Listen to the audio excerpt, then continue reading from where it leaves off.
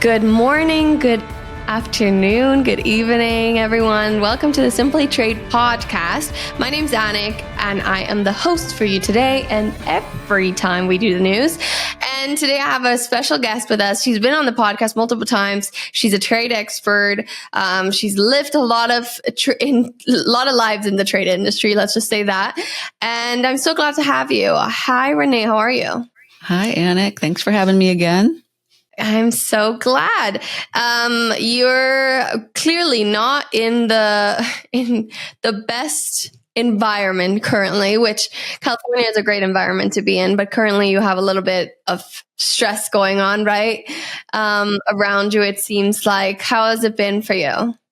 It's been very interesting 16 days, but I'm glad you said that because I feel so bad for the people that have lost houses and everything and their belongings.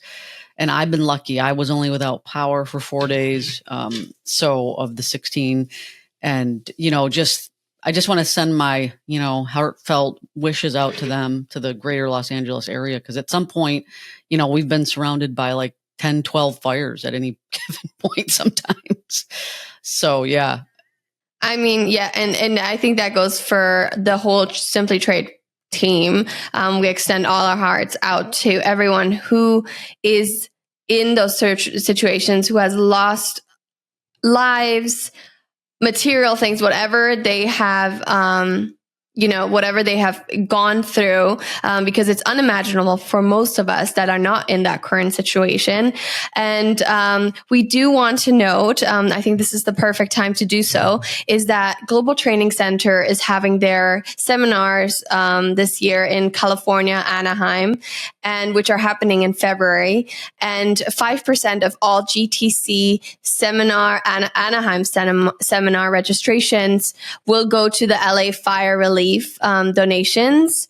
So that is one way I think we're trying to help the people out there, because we're bringing our business there, of course, but there's still so much hardship felt in the state. So we hope to do something good in that sense. And we're so glad we're able to do this. So that's one thing I just wanted to note right before we get into the actual topic. But thank you for sharing, Renee, because I know you're in the midst of it all. And I hope it all comes to a stop very, very soon, and everything can, hopefully the communities can rebuild, and, things can be restored. Yeah, it's supposed to rain this weekend, so that's what we need. Although it might create some mudslides in the burn scar areas, but anyway, we need some rain. And I do want to note we're recording this episode a little bit ahead because it's not very time sensitive. I know you guys are expecting news, and we're giving you news, people. Don't worry, we're giving you some news. It is February 10th today, and we have a huge update. So I want to lead into this with saying that a staggering 74% of workers are willing to learn new skills or retrain to remain employable, which ultimately gives growth to the employees, right? And 87% believing that learning and development in the workplace is crucial. And that goes for the trade industry, because the trade industry has loads of, sensitive areas where you can truly rack up some bills, let's just say that, pay loads of money, make little mistakes. And it is just so important to be trained.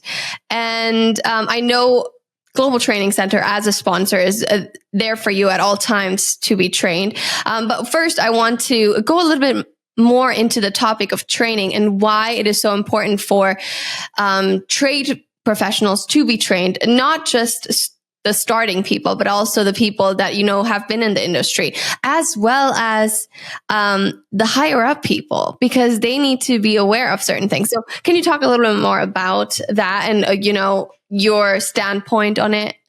Yeah, of course. I mean, I'll start out with a little story, which I tend to do. So when I started in this business, I was hired at the bridge between Canada and Michigan. And I actually worked some midnight shift, and I went in and I had no idea what I was doing because I had no training. And so I was just clearing trucks. I ended up clearing a truck of sugar, which was under quota. And I had, and then the next day my boss gave, she said, "What the heck?" But I had no training. That's what I told her. I said, I had no idea that I was supposed to do 1, 2, 3, 4, within our system and check quota. So that's just an example of a beginner in the business, in the trade industry. There are so many facets to exactly what you said, Anna, nuances, laws, regulations that, it's almost overwhelming. I mean, the way I would attack it is one, get some baseline training, right? Overview. And then depending on what job you have, train yourself. Maybe it's import, maybe it's export. Start with, basic training and import and export, and then move on to your role, right? And even in the role, there's training within project management and communication. So there's so many layers and levels to this, but as a beginner, you definitely need some baseline training because, like I said, I cleared a truck of sugar and had no idea what I was doing. And then you mentioned, Wow. midline people. Was it sugar? Wait, was it sugar? Sugar, yeah. Was it Who sugar, knows? though? Was it sugar? Did you try it? We don't know. Did you try no. it? Did you feel a little weird? I'm just kidding. Oh my gosh. Yeah. I mean, it was a crazy environment because the truckers are in a hurry, right? They don't want to sit and wait. So there's a lot of pressure to get them cleared. And this was prior to like any kind of automation because I started in the early 90s. Oh my gosh. We were handwriting things. Anyway, it was Quick question. As a woman, it was that different because this is not a women empowerment podcast, but not podcast episode. I meant because I do want to have an episode on that, but I just want to, I'm very prone on that. But I do want to ask, was it a little bit difficult to be a woman in trade because it's such a, I don't want to say manly environment. I hate to say that, but it kind of is, right? I found that it was difficult to climb the ladder. There were several female roles lower in the organizations, but it's difficult to climb the ladder to a higher executive or senior manager or director roles, right? There's not a lot of those roles in trade. And so those are difficult to get as a female. And definitely, I mean, I'll tell you a story. I started out at a freight forwarder. This was after the bridge, after I cleared the truck of sugar. And the guy, there were, a couple women, 2 men, and we were like coordinators. We were processing documents at a freight forwarding office. And one of the executive managers said, "Hey, Renee, I want you to do the dishes." And I'm like, "What?" Because there were several people here and I didn't think it was my role to do the dishes. And so I told my father, he was very supportive of, women empowerment. And he bought me a sign that said, "I don't do I'm not your mother, or your mother doesn't work here. So do your own dishes." And I put it at my desk. That was kind of passive aggressive, but, that's very passive. Wow. You went out there. Okay. Yeah, but I had to do something because I needed to, place my center about my, if you wanted me to do all the dishes for everybody, then you need to put that in my job description, right?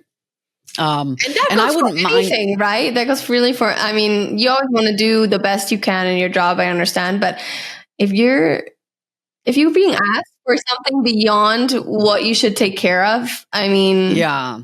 Okay. And it's not a problem to do the dishes. It's just the way it was presented. And so I felt like it was a little discriminatory, and things like that ended up happening a lot to me, in the 90s, early 2000s.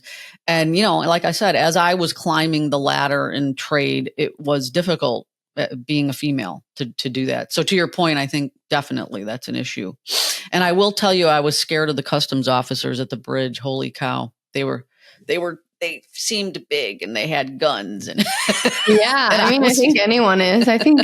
Which that's good because people should be intimidated, right? That's the whole point of it. So going back to the trade, being trained. Training, yeah.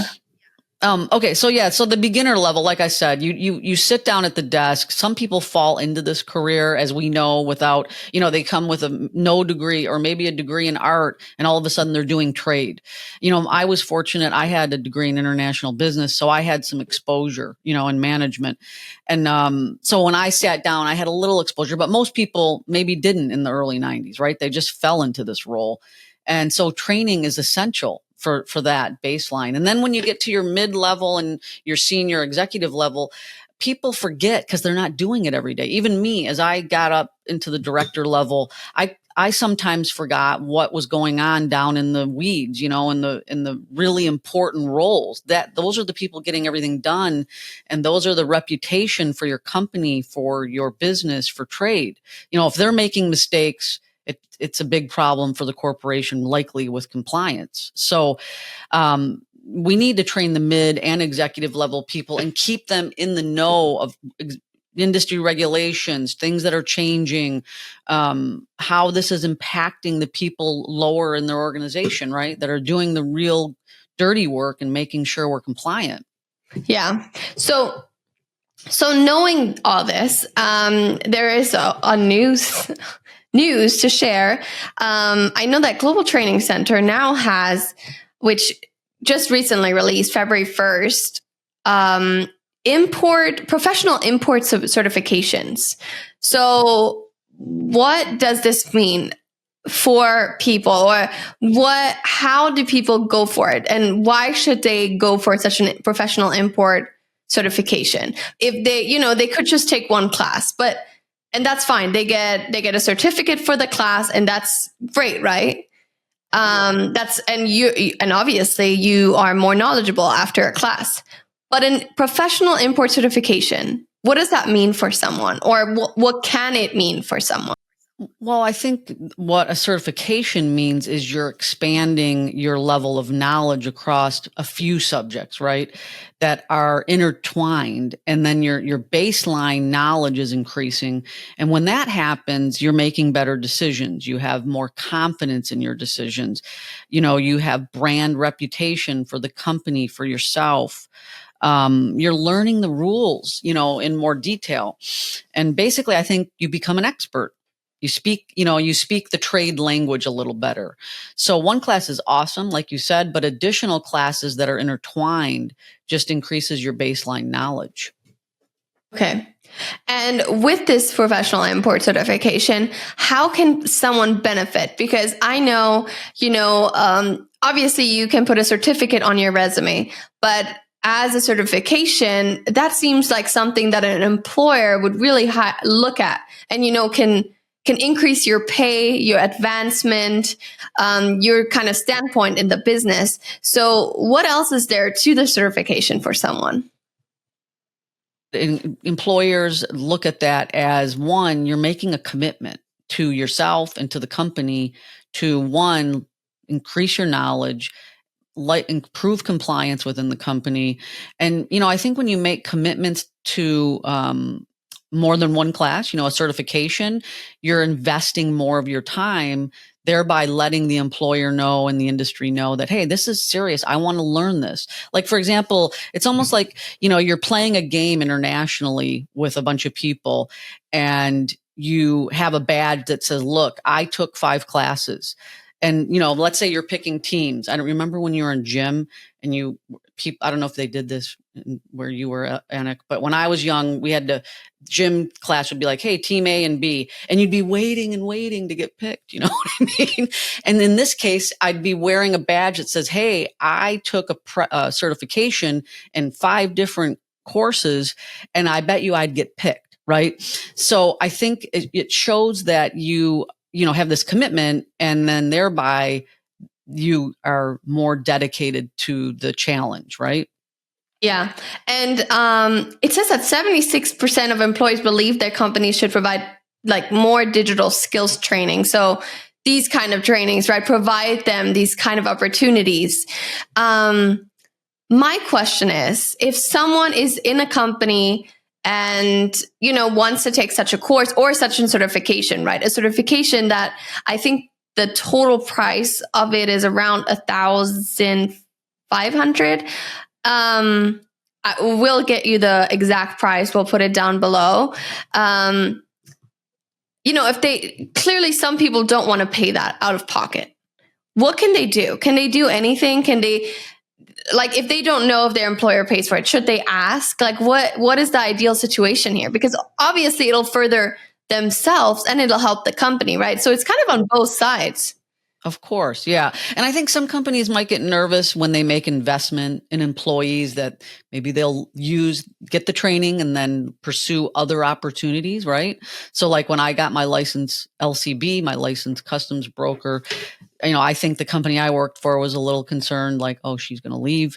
So what I think we need to do as a trade, as an industry, is write some, put a letter together, a justification on, hey, here's why this training is important for me, for the company, for compliance, right? The cost, the return on investment will triple, and you need to do some analysis on that, right?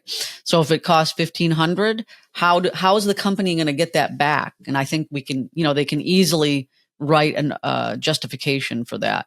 You can mentor people. I know at Raytheon, where I was, we had a highly developed mentoring program. So that's another way you can give back to the company, right? Yeah. No, I love that. I mean, I think so. Global Training has said they will provide a justification letter, provide that to the employee so they can make initiatives to go out to their employer, if that opportunity is not yet forehand. I do want to ask, how will it work? So if someone is really interested in the professional import certification, what do they have to do? So they have to register on our website. It's free to register. And if you've taken any of the courses, and we can list them, I think, Anik, below, right? Of what courses are in the PIC. We call it the PIC. I have a story about that too, the PIC. I'll tell you in a minute. But if you've taken any of the courses in 2024, we will count that towards the PIC certification. And then there are 2 other courses. One is free, and then there's an e-learning. So you register, we do some analysis. If you've taken the courses, let us know, and we also look at it. And then you start your certification journey and let us know when you're done. And then we have an exam, 60 questions, need to pass at 80%. And the first exam's free. So make sure you study. And we have a course package discount, I believe, for the certification for the PIC. And then we'll require continuing education every 2 years. That just sounds so fantastic. First of all, it sounds fantastic for the trade industry because, it means that more professionalism will come to the industry, more knowledge and, upkeeping certain standards, which I've been in the boat that everyone has to be trained. That is me. Like, I think that needs to be pushed in the industry. There needs to be a certain credits that every trade professional needs to be taking. But that is my perception that obviously is not in place. Well, it's for the LCB. We have those, right? But that's clearly not. That doesn't have anything to do with the trade professionals, with the other trade professionals. But can you just quickly share our story with the PIC story? Well, the PIC, yeah. So I like secondary kind of meanings for acronyms. And I realized that PIC is also photonic integrated circuit, which I used to classify at one of my roles, Teledyne Technologies.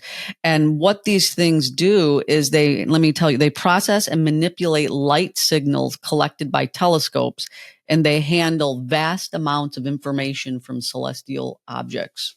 And I thought, oh my gosh, that's exactly what trade professionals do. They handle vast amounts of information from celestial objects.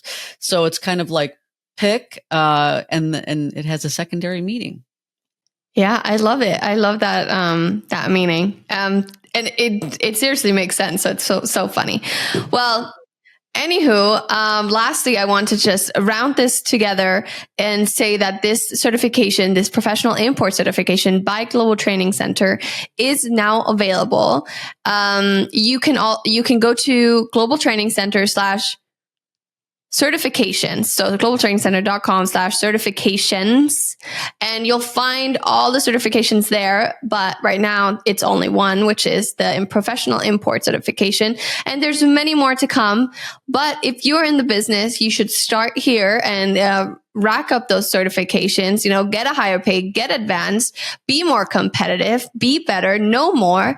I think there's just so much to it. And I'm so grateful that, this industry is advancing, that training is advancing, and, and it's easy for you to take. So you don't have to go, unless you want to be in person, you don't really have to do anything. I mean, you have to sit down and learn, listen to enjoyable instructors, unless you've already taken those courses.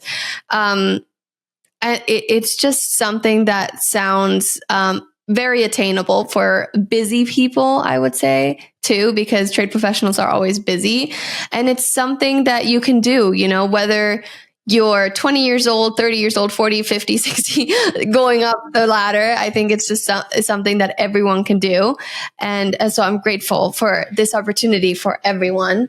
And yeah, do you have any last comments, Renee? I wanted to say a couple of the courses. We have cultivating a trade culture, compliance culture, and then we have an overview of the global trade and just in general.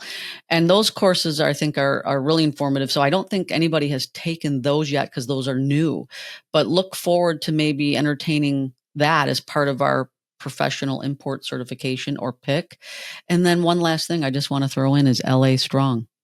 LA Strong. I love that. Thank you so much. And again, 5% of GTC registrations to the Anaheim seminars will go to LA Relief donations. Thank you so much for listening, guys. And I know this is a little bit of a different episode, but we wanted to give you a break with all the politics and trade and whatever is going on.